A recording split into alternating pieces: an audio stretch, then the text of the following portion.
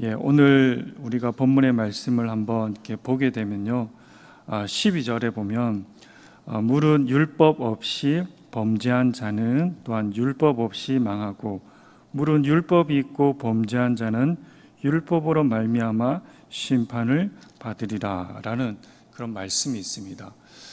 참 답답합니다. 그렇죠? 오늘 보면 율법이 있어도 이 사람은 심판을 받게 됩니다. 그리고 율법이 없어도 그 율법에 대해서 모르는 사람도 망하게 되었다라고 성경은 분명히 말씀해 주고 있는 거죠. 이 성경은 드러나지 않는 실체죠. 우리 눈에 보이지 않지만 이렇게 꼭 이루어지고 이렇게 된다라는 겁니다. 그러니까 이 사람으로 태어나면 이 사람은 그냥 망하는 거죠. 그것이 어떻게 보면 운명이다라는 겁니다. 그것을 못 박아서 말씀해 주고 있죠. 그러면서 그 근거에 대해서 말씀을 하죠. 그 근거는 바로 13절에 있는 그 말씀이죠. 하나님 앞에서는 율법을 듣는 자가 의인이 아니요 오직 율법을 행하는 자라야 의롭다 하심을 얻으리라 라고 13절은 분명히 말씀을 하고 있습니다. 이 근거는 망하게 되는 근거는 13절에 하나님 앞에서 어떻습니까? 율법을 행하는 자라야 의롭다라는 거죠. 그러니까 살아날 길은 한 가지밖에 없습니다. 하나님 앞에서 의롭게 행해야 된다는 거죠. 그 기준이 뭡니까? 하나님 앞에서 어설픈 사람이 아니고 하나님 앞에서 하나님이 의롭다, 너의 행동이 의롭다, 이게 인정이 돼야지 살 구멍이 생긴다라는 거죠. 근데 그것은 불가능하다. 또 이 말씀 가운데 자유로운 그 인생이 단 한 명도 있을까라는 거죠. 근데 없다라는 겁니다. 모든 사람들은 율법을 알든지 모르든지 하나님 앞에서 하나님 기준에서 다 망하게 되었다라고 분명히 말씀해 주고 있다라는 것입니다. 그러면서 오늘 우리가 볼 때 정말 우리가 율법, 이 말씀들을 우리가 가지고 있지만 다 망하게 되었지만 예수 그리스도로 말미암아 우리가 구원을 받는 것은 사실입니다. 그러면서 주님께서 이 말씀을 우리에게 주신 그 이유는 무엇일까라는 것을 한 번 더 우리들에게 말씀해 준다라는 거죠. 그거 정확히 말해서 오늘 본문의 말씀 우리들에게 하는 것은 성경의 말씀을 듣는 자가 의인이 아니고 무엇입니까? 성경의 말씀을 행하는 자라야 의롭다라는 것을 말씀해 주고 있는 것이죠.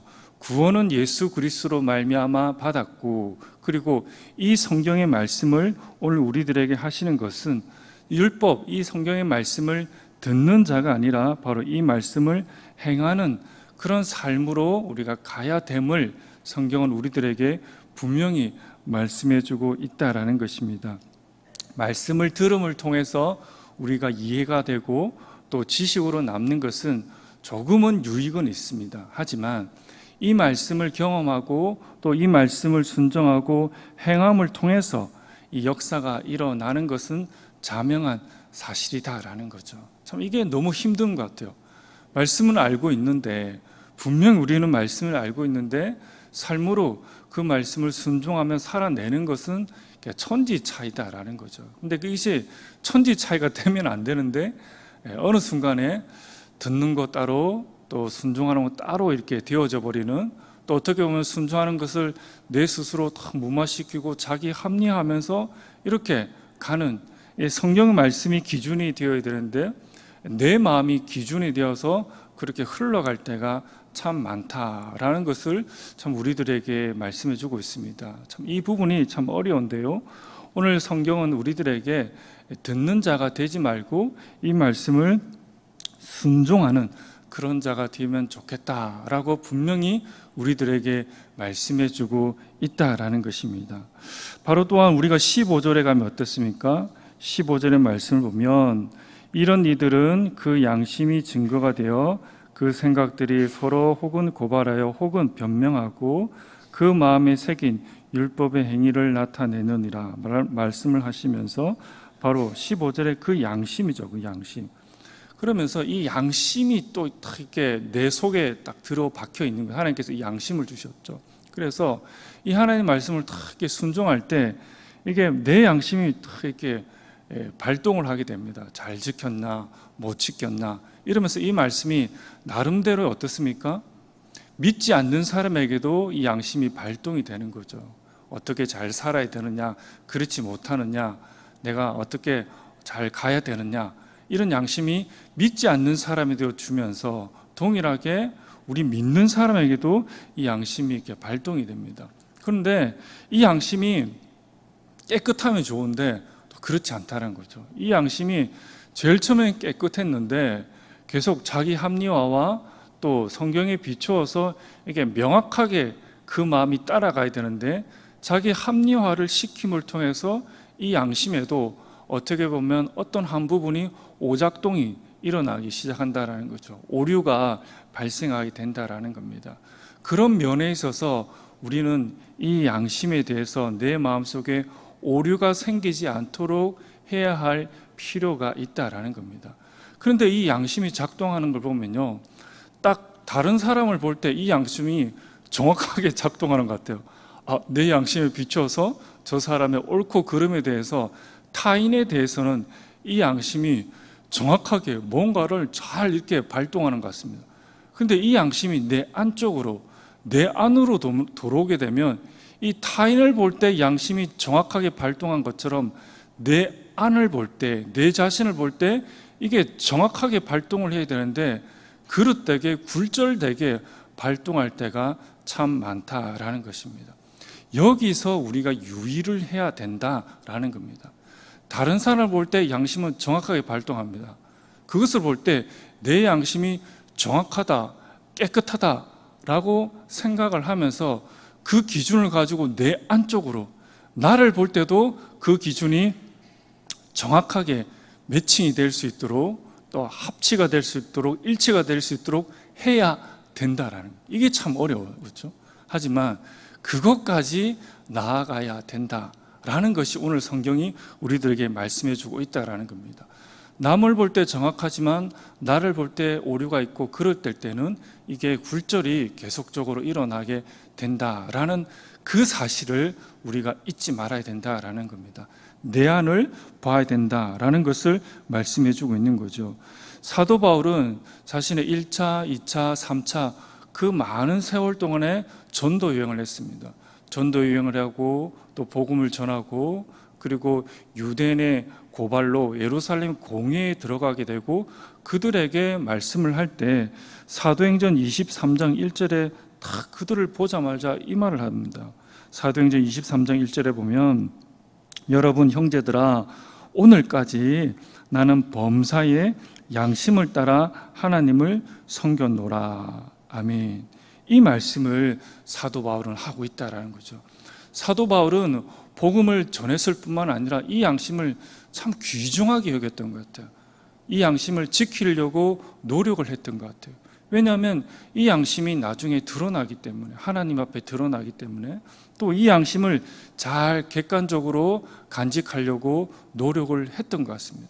그래서 사도 바울은 밖으로 볼 때나 또 내 자신 안으로 볼 때나 이 양심에 따라서 사도 바울은 1차, 2차, 3차의 전도여행 전 과정 속에서 이 복음도 너무 중요하지만 하나님 앞에서 사도 바울의 이 양심을 가지고 하나님을 섬겼던 참 그 모습을 우리가 볼 수가 있다라는 것입니다.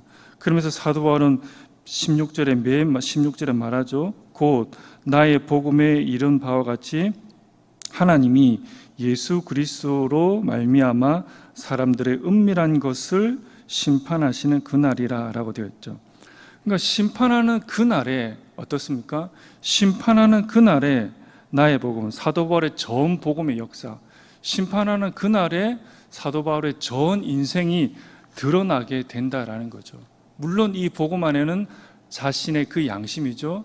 사도 바울이 자신의 그 양심을 가지고 하나님을, 또 사람들을, 또 자신을 보는 그 모든 것들이 드러나게 된다라는 것을 오늘 우리들에게 말씀해 주고 있습니다.